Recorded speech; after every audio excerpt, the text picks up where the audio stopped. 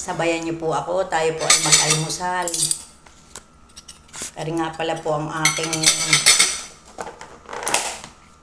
yan, ito po yung kanin ko. Ari po ay bulusan, hindi naman po lahat ari kayang ubusin ng isang kainan. Ayan po. Tapos po ako may tortang dulong.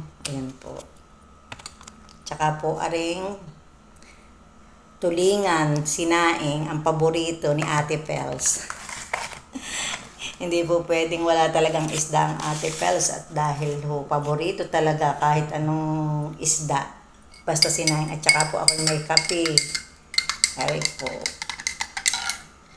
At laging nakahanda at madaling maluugan si Ate Pels, si Ari po, tubig.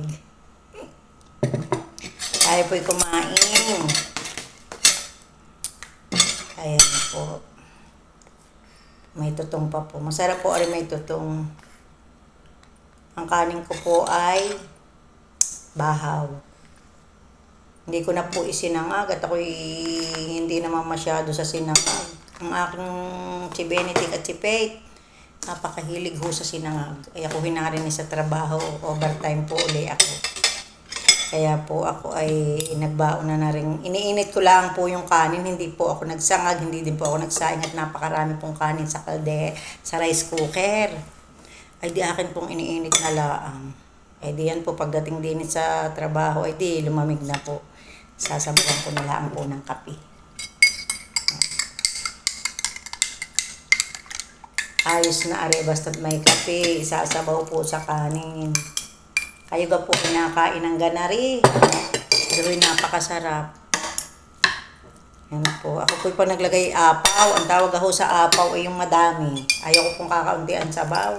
Parang habang sinusubo yung kanin na may kasamang kape ay marami pong sabaw. Kaya gusto ko i-apaw ang aking sabaw sa kanin. Thank you, Lord. Ayan po.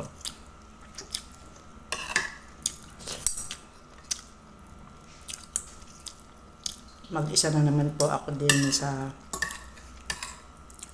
office. At ako ho ay overtime. Madami ho kami nag-o-overtime.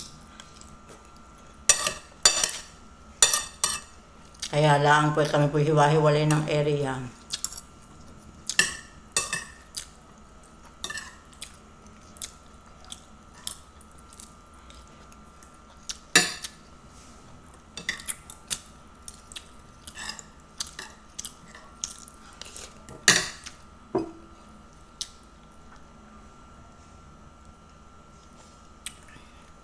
Ako po'y pag nakain, pag sa limit kong uminom ng tubig.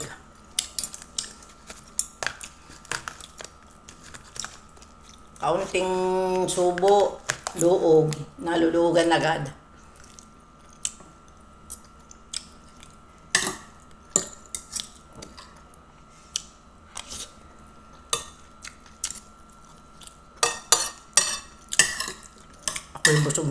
Ako'y busog na po pagkaga na rin pang ulam.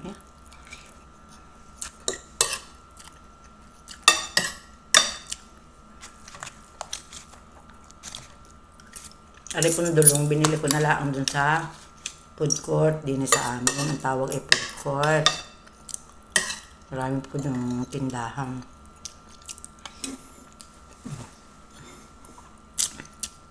Napapatalsik na umumo yun. Sa sarap ng pagkain.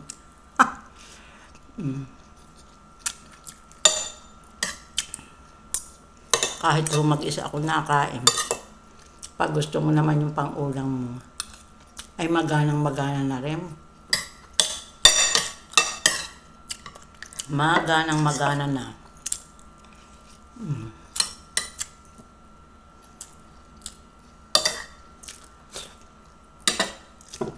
Inom.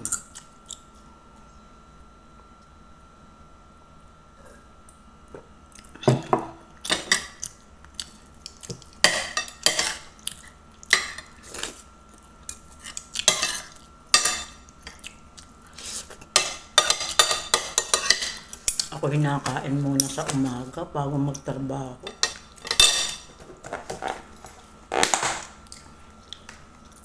Dahil marami ang lilinisin area. Ay magaling po yung may laman auntie yan. Para gawang pagkabupongga na rin gagawa sa umaga at walang laman auntie yan. Napakadali ko pong malulak.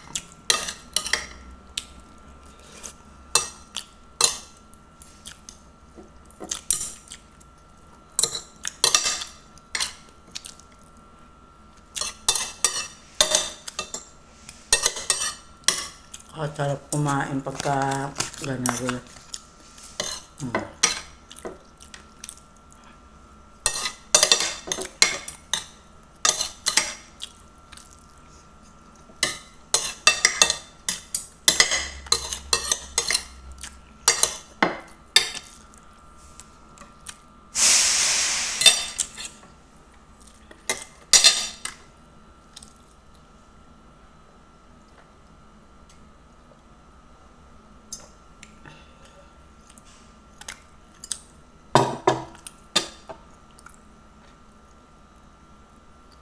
Hindi na makapagsalita at busog na po.